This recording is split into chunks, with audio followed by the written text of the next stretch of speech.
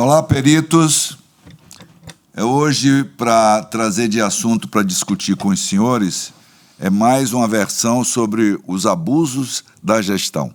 Vocês lembram que na semana do Carnaval saiu uma portaria, um ofício 37, do atual secretário executivo do Ministério, onde ele autorizava que as perícias fossem gravadas pelo segurado. E por conta da pressão da categoria, que de maneira uníssona veio a associação fez pleitos imediatos à gestão, já estava com o seu departamento jurídico muito ligado, a ponto de que nós íamos manifestar no judiciário sobre isso, e imediatamente, no dia seguinte, já ao amanhecer, já tinha a revogação deste mesmo ofício. Então, é uma demonstração, mais uma vez, inequívoca, que quando a categoria participa de maneira uníssona, junta, com o mesmo direcionamento, só faz ganho, só faz ganhar.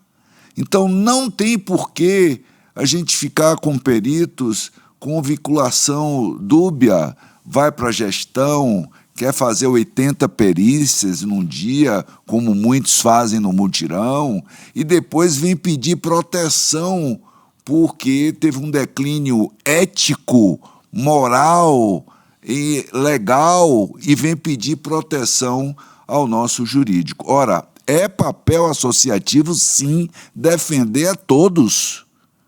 Agora, a gente está recomendando o caminho a perseverar. Os senhores não podem ficar com um pé em cada canoa. Então, vocês erram absolutamente, preterem do preceito ético, como estão fazendo quando estão fazendo teleatendimento, estão completamente ilegais, antiéticos, né? Quando estão conformando a teste MED, muitos dos senhores têm nos chegado coisas absurdas.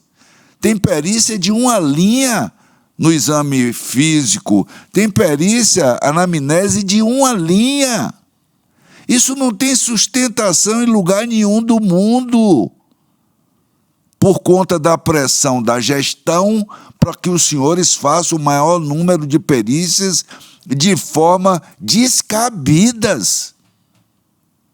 Quer seja via conformação do ateste médio ou não, quer seja no teleatendimento, quer seja na perícia presencial. E as histórias que nós estamos vendo é de colegas que conformam a teste médio, o segurado, depois de 60 dias, vai à perícia presencial. 99% das perícias presenciais pós-ateste médio são indeferidos. O que prova que a conformação foi concedido, foi conformado de maneira ilegal, irreal. Então a gente vem alertar para que os senhores tenham cuidado. Vocês precisam ter cuidado. Vocês estão botando a sua rubrica, o seu CRM, a toda prova em risco. E outra coisa, quando pedirem o apoio, o suporte do nosso jurídico, que ele está disponível 24 horas por dia, durante 7 dias da semana, em todos os grupos, tenham uma paciência. Porque nós temos 5.000 associados, quer sejam ativos, quer sejam inativos. Então não tomem a frente de se autodefenderem, já com um processo instalado, porque os senhores podem ser e serão e estão sendo penalizados. Alguns desses colegas vêm pedir socorro já com um processo em andamento, às vezes até com exoneração, como já aconteceu, e ainda assim o jurídico consegue reverter situações, as formas mais difíceis, assim como as formas mais elementares que se tornam graves diante da interferência dos senhores que não são advogados. para se autodefenderem. Então eu queria fazer esses alertas. Hoje é mais um bate-papo de alerta por conta do risco que a gente tem visto todos os dias. Por favor, doutor Francisco. Para completar o que o presidente Argolo está falando, é muito complicado quando você vê um processo que você tem que ajudar o perito a se defender e a gente encontra coisas como perícia de uma linha, como já dito, ou exame físico presencial no contexto de teleatendimento, isso não tem nem o que falar, ou situações que tornam muito difícil você explicar para a autoridade pública. E uma coisa que eu queria reforçar, eu até falei em áudio em alguns grupos isso, a própria lei do bônus, a lei da teste média, a medida provisória que virou lei, ela prevê um prazo de até 10 anos para a administração rever esses atos e poder fazer persecução administrativa de eventuais irregularidades. Ou seja, tudo que vocês estão fazendo em relação a bônus, a tudo, isso durante 10 anos pode ser alvo de revisão, a qualquer momento. E o próprio acórdão do TCU, encomendado pelo INSS, né, que fala aquelas barbaridades a respeito do que tem que fazer e acontecer, tal, que a ANMP também está se mobilizando contra isso, mas o próprio acórdão do TCU deixa claro lá que é para o gestor fazer isso. Então não confiem quando alguém bater nas tuas costas e falar, não, pode fazer 40, 50 perícias desse mutirão, tá tudo ok, é isso que o governo quer. Este governo pode querer, o próximo governo que virá pode querer fazer uma auditoria completa dos últimos 5, 10 anos da gestão. E aí, como é que fica? E por fim, chama a atenção, Argolo, a cefalia absoluta da DPMF. Todos esses atos hostis à perícia, hostis ao ato médico, que a gente tem revertido, como mais recentemente a história de gravar, do segurado, o perito não pode gravar, mas o segurado poderia gravar o perito na sala, consubstanciado em ofício pelo secretário executivo, e que agora já está revogado, não encontrou nenhuma oposição do doutor Álvaro ou de todos os dirigentes da DPMF. O que essa gente está fazendo lá? O que tem mais de 250 peritos cedidos, em tese, fora os apaguinados, são mais de 1.000 peritos sem agenda atualmente. O que esses 250 peritos estão fazendo na gestão? Eles não conseguem nem levantar a voz. E aí, sem querer defender o secretário, mas ele atuou lá como jurídico, não sei o quê, não teve um médico da gestão, perito médico, para alertar ele que o CFM veda esse tipo de gravação. A ANMP precisou alertar o secretário, para o secretário aí também parabenizar a rápida revogação, né? Tirar o ofício de pauta. Quer dizer, o que esses caras estão fazendo?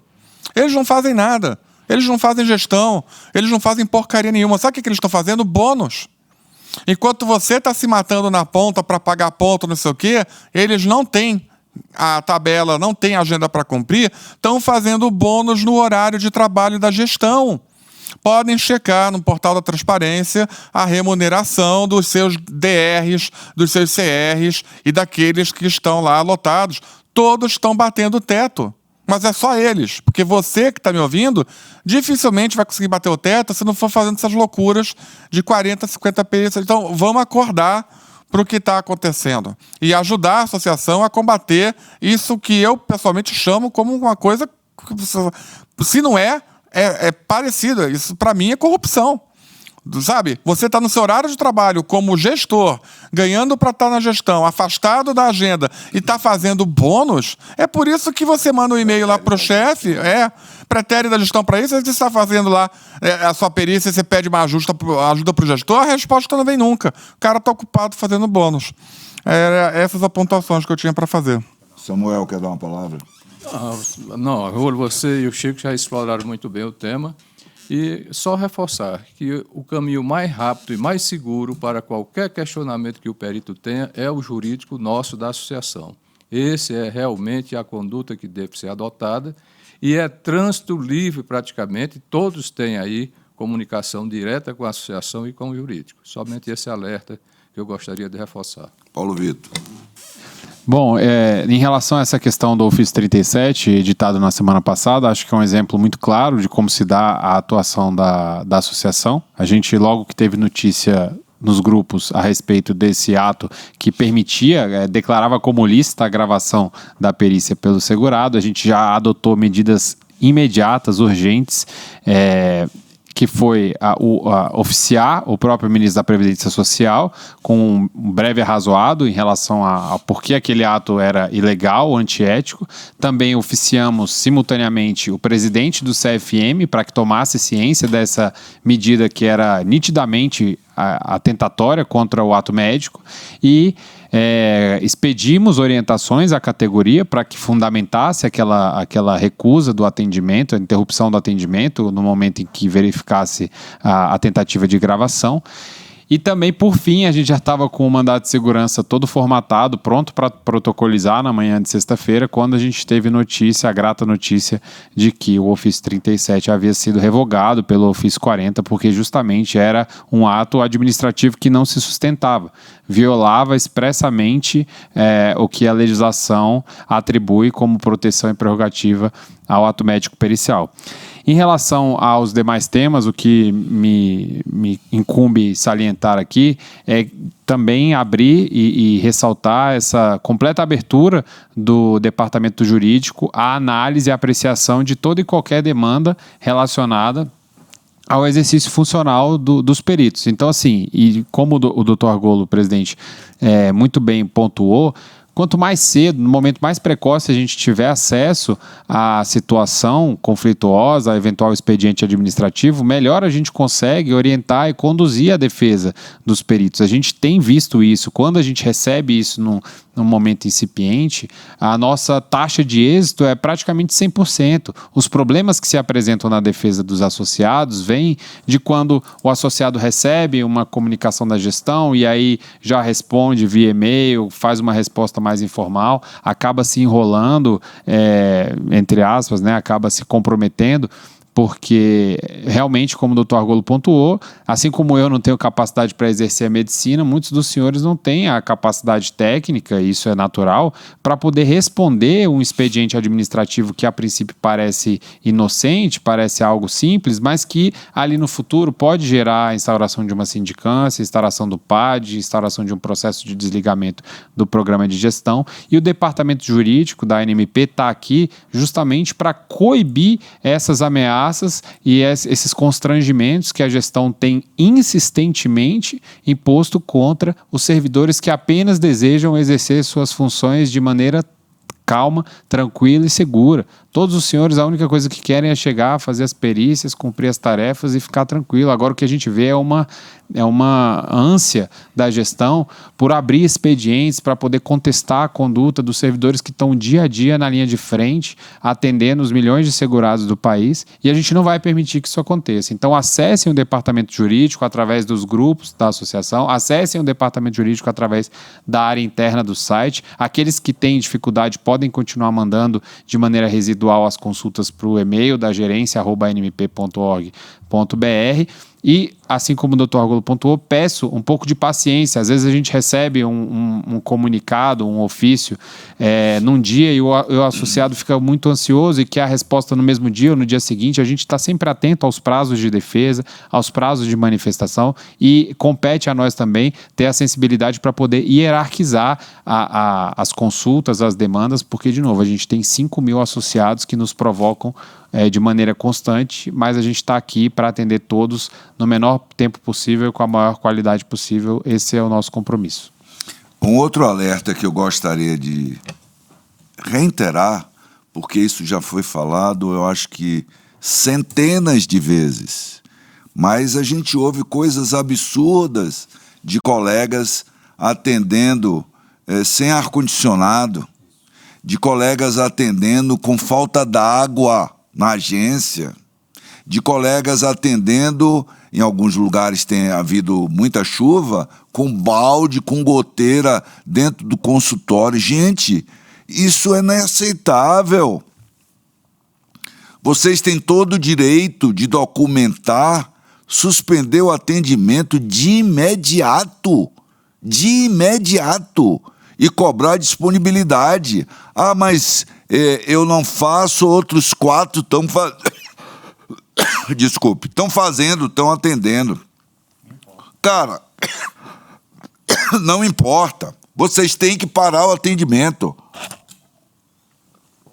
Vocês têm que se unir em prol de vocês próprios. Não aceitem a pressão de que vocês têm que cumprir a agenda diária nessas condições. Vocês não podem se deixar levar nessa condição. Ninguém pode trabalhar sem ar-condicionado, com janela aberta, sem iluminação, sem água para lavar as mãos, mesmo que eles lhe forneçam álcool. Isso não existe. Olha o que vocês estão se sujeitando. Nós estamos voltando a 1998. É isso que vocês querem? Não podem se submeter a isso. Então, é mais uma recomendação que a gente faz e que a gente está tendo um tremendo retrocesso. Isso foi uma luta que nós conquistamos. Eu peço que os senhores que estão se sujeitando a isso por acordos espúrios, que revejam seu comportamento. Isso é inaceitável. Por favor, doutor Francisco. Só para terminar, se a gente quer ter força, a gente tem que mostrar força.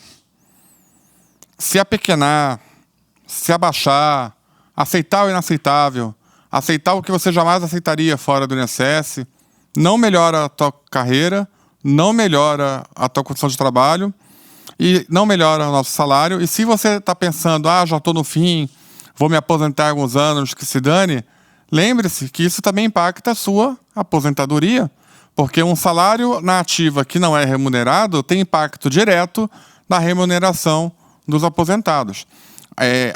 O exemplo que teve essa semana mostra que quando a gente se une e forma uníssona, a gente consegue as coisas. Muito do que a gente perdeu, inclusive no início do atual governo até agora, foi porque a categoria quebrou em partes por causa de interesses privados de diversas naturezas, e agora a gente tem uma chance, uma janela aí de voltar a olhar para o nosso interesse central e fortalecer a associação nesse sentido. Qualquer médico que estiver fazendo agenda de 30, 40, com todo o respeito, eu nem vou entrar na seara ética, né, porque aí já vai para uma outra discussão. Isso é uma degradação da própria pessoa, do seu diploma, de tudo aquilo que você estudou, né? É transformar médico em lixeiro, que é o que esse governo quer. Esse governo odeia médico, né? Então, não se comportem como lixeiros, se comportem como médicos, com todo o respeito ao lixeiro. O lixeiro atualmente tem mais direitos protegidos na lei do que os peritos médicos atualmente, só para vocês terem uma ideia da nossa situação. Então, muito obrigado a todos.